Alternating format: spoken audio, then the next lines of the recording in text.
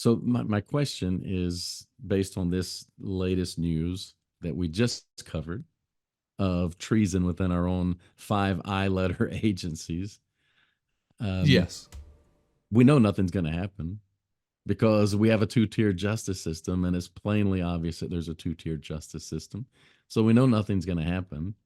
We know that the information that we now see of Biden being too incompetent to stand trial is just a cop out, so that one side has to be on trial for the exact same crime that the other side doesn't have to be on trial for. So what's the point of even having the news come out anymore if absolutely nothing's going to come of it? And that's always kind of the question, isn't it? Like, what's the point of any of it when no one ever gets held accountable?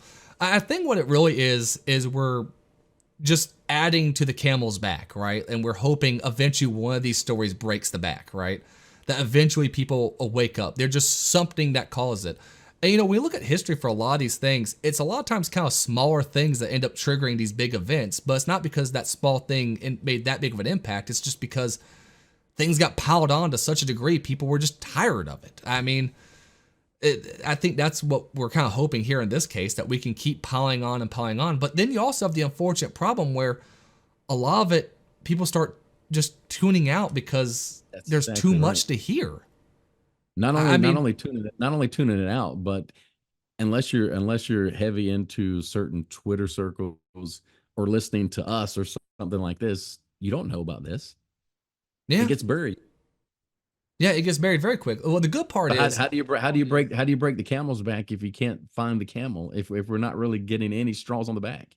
well, I would say that we are about to break the camel's back because you've seen the mass layoffs right now in these large mainstream media sites. I mean, right now we're in the middle of an election year, and you have places like the Washington Post and stuff like that actually letting people go when now it should be like hiring season for all of them. So they are, I think, breaking at this point. I think we actually are starting to have a massive impact. I think people like Daily Wire, The Blaze, Tim Pool, Louder with Crowder, I think all of them at this point have done so Heavyweight much and got politics. so many people away from the mainstream media. They're actually finally starting to feel that financial burden of their own lies. You listed everybody but your own. Well, I know we have a couple videos that have done decently well, so Doesn't matter. We're the fastest growing conservative podcast on the history of the earth. That's all that matters.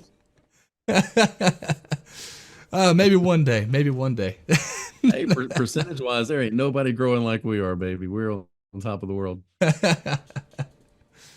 However, I will say when you look at even YouTube, even like small ones like this, there are so many other small podcasts like this, right? Where people getting on their videos 100, a few hundred, maybe 1,000 views if they're lucky on a lot of their like segments and things like that. Um, all those small creators do add up too. I mean, there is a mass of people fleeing now. Talk to anyone in my demographic and ask, when's the last time you watched Fox, CNN, or MSNBC? And unless they're like at an airport, it's going to be never. So I think actually the airport got rid of CNN too. But The only time, I mean, the I can't say the only time, but the most of the time I see any of those are on clips on X. oh yeah, yeah, exactly. And it's also stuff like on YouTube. The only time I ever even hear anything from them is because I just got done watching a video from like Styx X and Hammer or something like that. And what do you know? YouTube then goes, hey, here's what we're going to automatically feed you right after that video. And it's like CNN talking about something I don't care.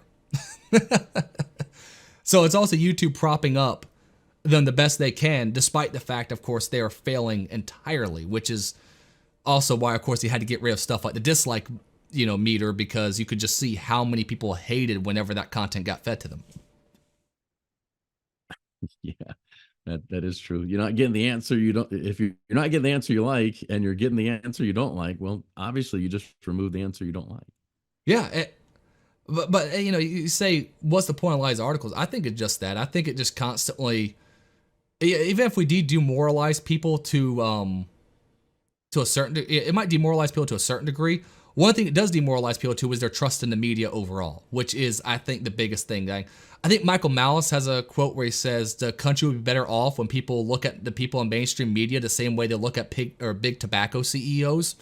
Um, And I think there's a lot of truth to it in the sense of, you know, back then, especially big tobacco, you could say peddling cancer. Well, in a way, I would say mainstream media peddles a different kind of cancer, right? It's the destruction of a country over a slow period of time. It's not just the destruction of a country, it's the destruction of each individual mind that they poison with the negativity and the lies that are out there. And again, the most devious part is not what they actually say, it's what they don't say and what they don't show. It's the editorializing. That's Well, the right word. I mean, you're right. When it comes to a lot of these stories, if you watch MSNBC or CNN, you never see them, not once. And even Fox News barely talks about it. There'll be a small segment a lot of times, and maybe certain time blocks you'll get it, but for the most part, they're not going to talk too much on it. They would much rather be talking about stuff that really, and they'll have people on, of course, promoting again that foreign aid bill and stuff like that, saying it's a bipartisan bill. Why don't Republicans in Congress vote on it? You're not going to get the real stuff coming out of them either. And is why I don't consider Fox News a conservative outlet anymore. If anything, they're middle left with some conservative segments. But that's the whole thing. Even the left and right dynamic is totally ruined at this point now, where people like Joe really Rogan are is. considered on the right. It really is. Well, even Elon, I love him for his stance on free speech, but he was a leftist. He kind of is a socialist. He definitely leans more socialist on a lot of issues. Now, I will say, I think currently he's the greatest man living. I don't see anyone who has done more for the betterment of mankind of our time period right now than Elon personally. At least someone who's striving to that degree. Mostly, though, I'm a sci-fi nerd, and maybe I just think of us being on Mars, to be one of the true pinnacle of what we should be, going for. But he is kind of more of a socialist, and they still consider him right-wing. They consider Joe Rogan, who again leans left, right-wing. They consider him like far-right, which is insane.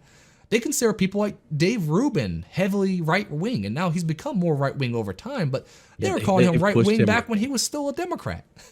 They've pushed him right for sure. And But I mean, anything, the least bit to the right of Lenin is far right.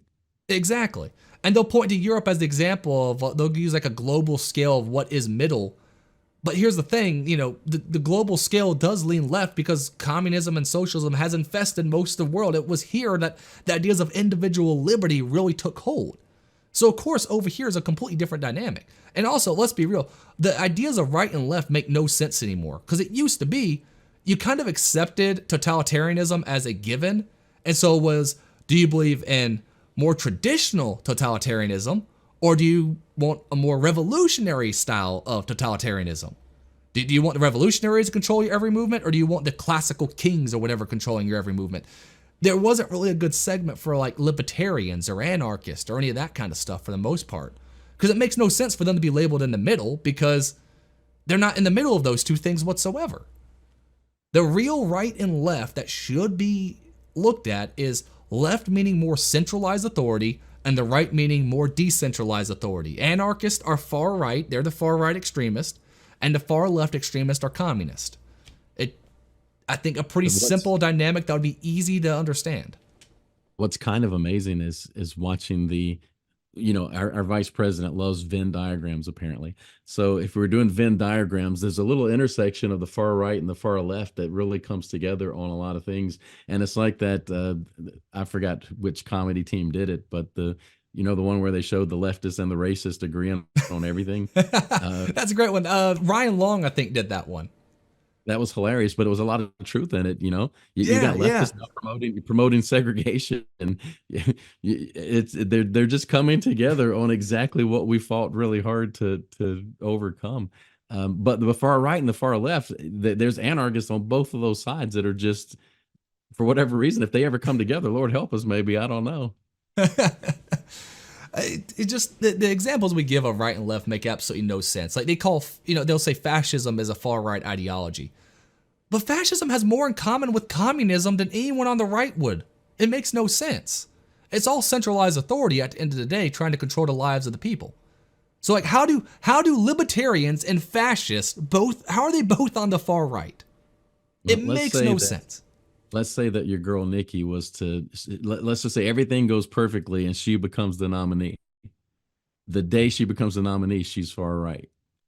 Oh yeah, exactly. The day she becomes it, the media attacks her as a MAGA Republican. But here's why they do it. It moves the Overton window of what is viewed as right versus left. If they Yeah, can make Nikki Haley, if they made Donald Trump look like he's far right, when he is the most moderate Republican we've had in decades. Yeah, He is extremely my fear in moderate. 2016. My fear in 2016 was he was too liberal because he was Yes, a New York, exactly. Most people he was a did. New York Democrat for a lot of his life. But Elon, he put a tweet out a long time ago showing that Overton window of how things had changed, and the left kind of leaving him to the right, Yes. not him running to the right. Yeah, and that's what, people like Tim Pool say all the time is that, he didn't really exactly leave the left left him, Now, he has become far more right-winged on some issues, like he's now 100% on the pro 2A side now. He moved to West Virginia and learned some valuable lessons apparently, because now that dude's posting videos of him shooting 50 cals. So he's pro 2A now. You but get swatted a couple of dozen times, you need a 50 cal. Be careful how you word that one. Well, anyway, the thing is, he talked about the fact like the riots and stuff can really kind of open people's eyes to a lot of this stuff in the sense of, you realize that the police are not there to protect you. They aren't going to protect you, right? If anything, you had that one guy who, there was a Black Lives Matter riot happening outside of his house and they were threatening to burn down his house. He went outside with his shotgun and the police showed up and arrested the guy and did nothing about the crowd who was saying they were going to burn his house down. He didn't even point the gun at anyone. He literally just walked out with the gun.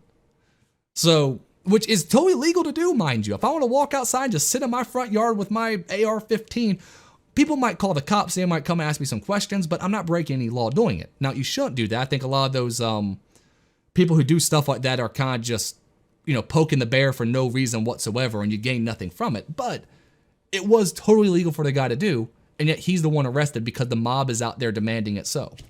So the cops won't protect you at all. So the Second Amendment should be obvious to anyone who's been watching any of this stuff take place. Well, if you want your blood to boil, just kind of look at some of the tweets that are floating around after this most recent shooting. But let me bring this back around because I know we got to come in for a landing here pretty soon. So we talked about mainstream media outlets, great men, and economics. I sent you a text on Sunday morning. C-SPAN on Saturday and Sunday mornings are playing the Free to Choose series that ran on PBS in 1980, 81, which is amazing. So there's Milton Friedman, there's Thomas Sowell defending the truth against everybody else that they happen, whoever they happen to bring on. And so anybody that's within sound of my voice, if you can't catch it on C-SPAN, go to the Free to Choose network and you can see great content. You can learn truth, and you can can become smart enough not to buy into what the next article you're going to show is with our friends in California.